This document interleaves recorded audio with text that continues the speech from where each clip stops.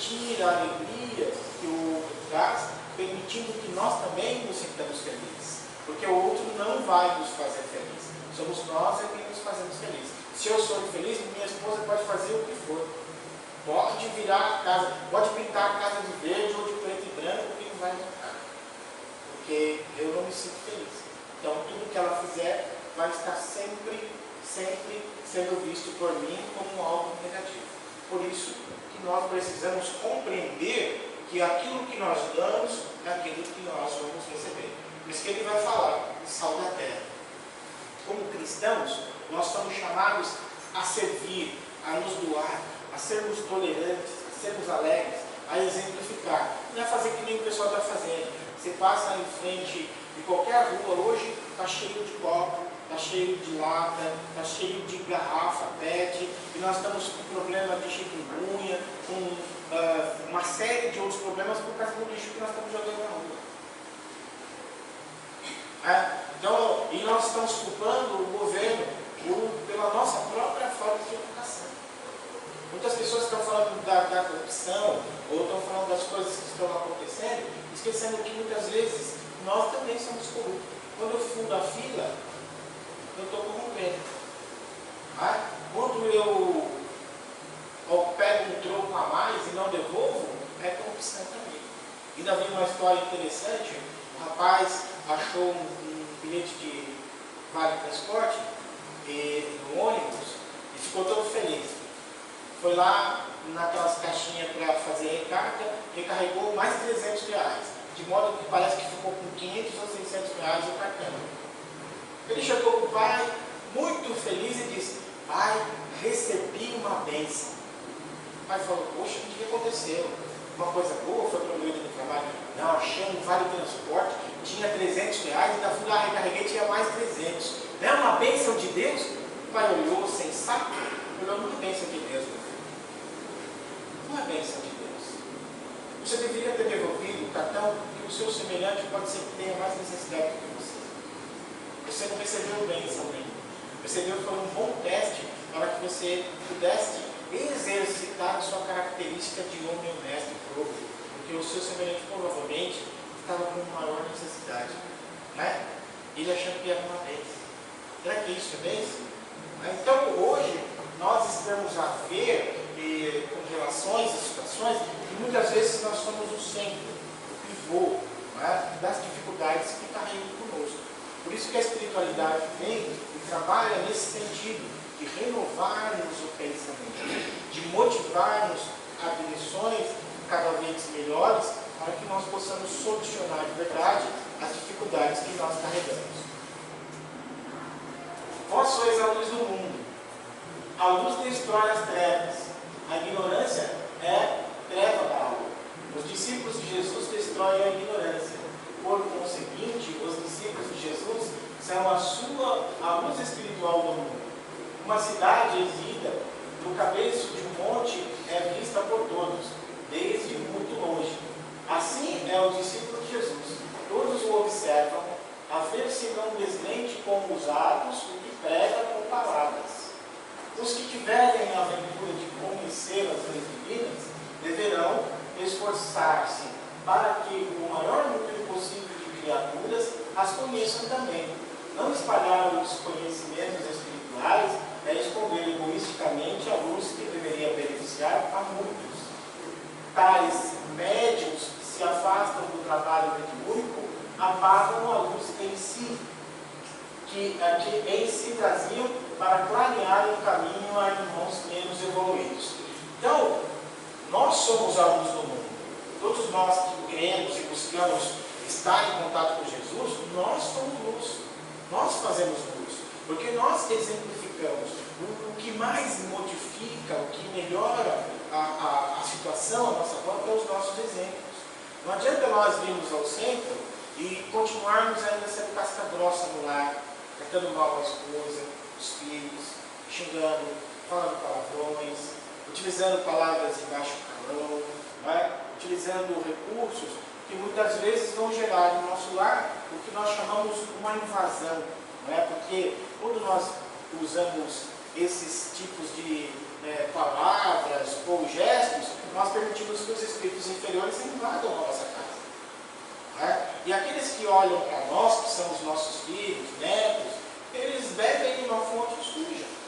Então, como que nós vamos nos queixar depois das dificuldades que nós carregamos? Né? Nós, muitas vezes, inclusive está interessante, acontece isso muito no domingo, o pessoal fala muito isso em palestra. Chega o final de semana, domingo, todo mundo acorda, por volta de 10, 11 horas, de repente bate alguém na porta. Bate alguém na porta, tem uma criança e fala, é primeiro no homenagem. Se for o testemunho de Jeová, ninguém se mexe. Né? Ninguém abre a porta, porque se for o testemunho de Jeová, a gente fica assim. Né? Ou então o telefone toca, é alguém que a mãe não gosta, a mãe fica grande, a mãe ouve o nome.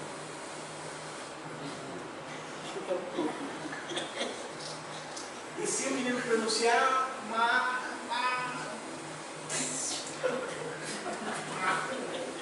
e desliga o telefone rapidamente. Depois nós nos queixamos quando eles ficam adolescentes, que eles mentem para nós. Mas eles aprenderam a mentir conosco. Porque o modelo que nós passamos é o modelo do lar. E é esse modelo dos nossos filhos, nessa fonte que os nossos filhos vão beber. E tudo que nós fizermos com os nossos filhos, do 0 até os 7 anos, mais ou menos, fica gravado. Porque é a fase em que eles são basicamente um disco limpo, onde vão sendo gravadas as informações que nós trazemos. Muito de nós trazemos muitos traumas desta fase da infância. Lembro-me, há pouco tempo, que algumas pessoas da minha família falavam que meu avô olhava e o pessoal tremia. Né? Tremia porque o meu avô era bravo. Então as pessoas eram todas muito tímidas, mal conversavam. Tinha uma tia que você nunca ouvia a voz dela. Tanto medo que ela tinha de relacionar-se, porque em casa tinha que fazer um silêncio quase sepulcral. Não é? Então hoje nós podemos já, através dos conhecimentos que nos são fornecidos pela espiritualidade, ou pelas ciências, ou pelas informações que nos são trazidas pelos pesquisadores e cientistas, já podemos ter uma qualidade de vida melhor. E qualidade de vida melhor, que quero dizer, em relação à prosperidade. A gente acha que prosperidade é só para dinheiro. Prosperidade não é só para dinheiro. Prosperidade é ter alegria, satisfação, de estar se relacionando com alguém, de estar presente na vida de alguém, sentindo-se bem consigo mesmo. Muitas vezes nós percebemos pessoas que estão doentes, às vezes com dores atrozes, mas elas estão com um sorriso nos lábios, estão com qualidade de vida para superar as coisas. E às vezes a gente está com uma gripe, está com uma cara feia, está com uma tromba, né? E o pessoal costuma dizer por aí. Poxa, se qualidade de vida é prosperidade, por que não trabalhar para ter prosperidade de vida da mesma forma como nós trabalhamos para ganhar dinheiro?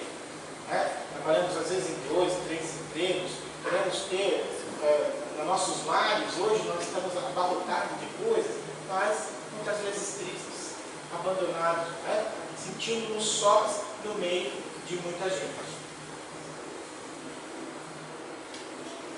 Não vim revogar a lei, sim cumpri-las. Vai ter alguns momentos que eu vou ler um trecho, vou conversar com vocês e depois vou mudar o slide. Por quê? Tem alguns trechos que a gente já vai estar citando antes mesmo do slide aparecer. Às vezes o slide aparece e eu já falei com vocês. Então vai haver esse hiato de tempo, se assim podemos dizer. Tá? Não vem revogar a lei, sim cumprir. Que lei que ele não vem revogar? Né? Que lei é essa? Seria os mandamentos da lei de Deus. Por acaso algum mandamento da lei de Deus mudou de Moisés para cá? Mudou? Pode roubar? Pode roubar? Não. Pode matar? Não. Não. Então, os mandamentos não mudaram porque ali está contida a verdade. Jesus vem e faz uma síntese. Só que nós não vivenciamos muito bem esses mandamentos. Por que nós não vivemos muito bem esses mandamentos? Já falei para vocês no começo. Muitas vezes chega uma pessoa feliz, vai contar uma história para a gente, a pessoa conta a história com a maior satisfação, empolgadíssima, e a gente vira simplesmente, não vi nada de graça aí. Né? Aí matamos a felicidade e a alegria de Deus. Né? Não temos hoje ainda a paciência de ouvir. Ouvir o outro. Escutar a gente escuta. Depende da situação, a gente escuta. Quem é marido sabe, né? Quando a mulher começa a falar muito, a gente está com a televisão, a gente olha a televisão, balança a cabeça e torce para ela não perguntar no fim, fazer aquela famosa pergunta: o que eu falei? A gente não tem que responder, que não, eu esqueci. Não é? Então, ouvir o outro, abrir-se para entender o outro, buscar nesse ouvir a essência, para que essa essência do ouvir o outro cria entre nós uma empatia. Empatia é quando eu sinto o outro, quando a dor do outro é importante para mim. O outro se sente valorizado quando eu o ouço com atenção, olho no olho, busco estar perto. Hoje já tem uma técnica que eu acho sensacional com crianças. As crianças pequenas vêm e a pessoa se coloca de joelhos para ficar na altura da criança, para que a criança se sinta acolhida por aquele indivíduo com que ela está conversando. Né? Quantas vezes nós fazemos isso de verdade? Ouvir o outro com sinceridade, né? Ouvir o outro, as dificuldades que ele traz, para trazer para o outro não a reprimenda, mas para que o outro sinta que nós somos solidários, que nós estamos ali para dividir com ele, às vezes, as angústias e as dificuldades que ele carrega. Né?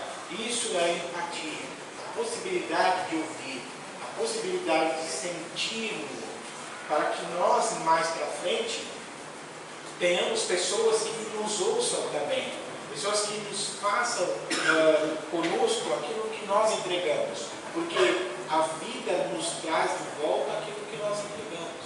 Quando eu ouço o outro com carinho, quando eu exercito a paciência, a calma, a serenidade e a tolerância, não são recursos apenas para que nós pudéssemos dizer que nós somos religiosos, mas ferramentas preciosas para que a vida nos traga de volta aquilo que nós damos.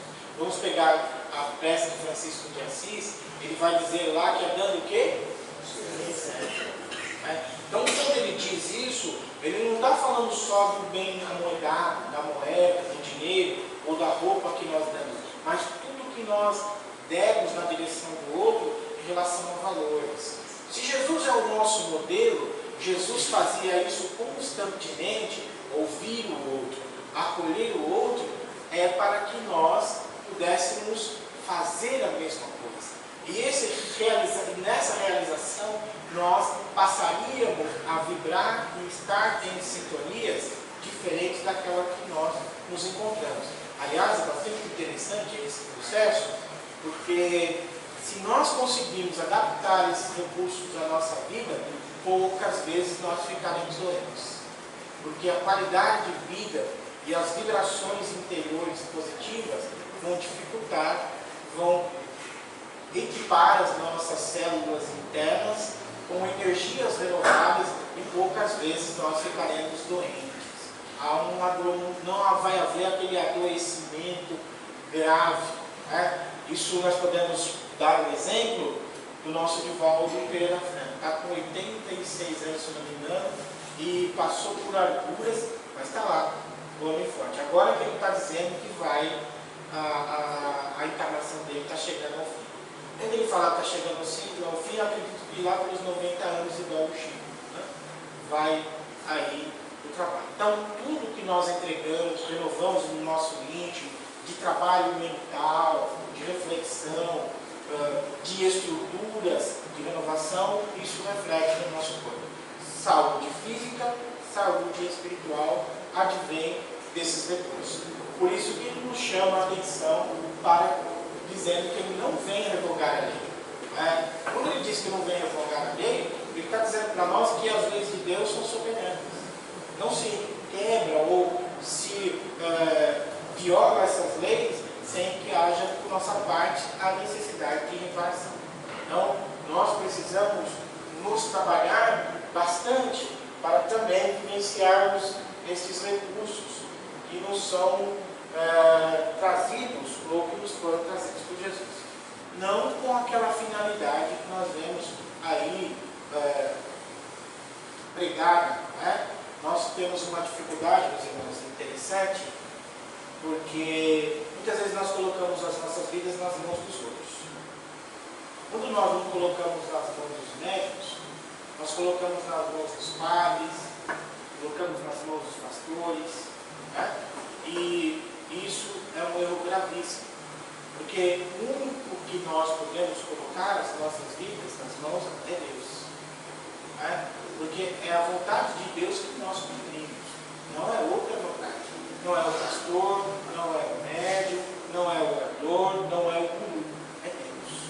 Então, acima de tudo, nós devemos buscar a vontade soberana de Deus, porque Deus sabe todas as coisas.